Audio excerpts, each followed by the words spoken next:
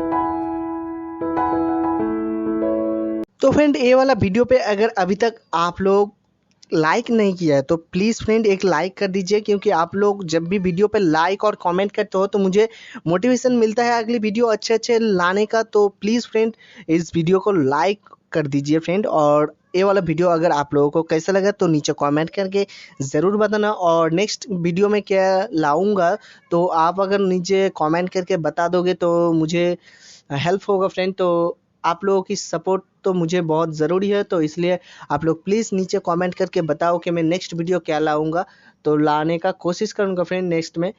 तो अभी तक इस चैनल को सब्सक्राइब नहीं किया तो सब्सक्राइब भी कर दीजिए फ्रेंड, और मिलते हैं अगले एपिसोड में। तब तक के लिए बाय। और इस वीडियो को अपने फ्रेंड के साथ ज़रूर शेयर कीजिए, ताकि मेरे और आपकी भी फैमिली जो अमर मंडल आर्ट चैनल का फैमिली है, तो उसे बड़ा करने के लिए आप लोगों की सपोर्ट चाहिए फ्रेंड। तो फ्रेंड इस वीडियो को शेयर कर दीजिए।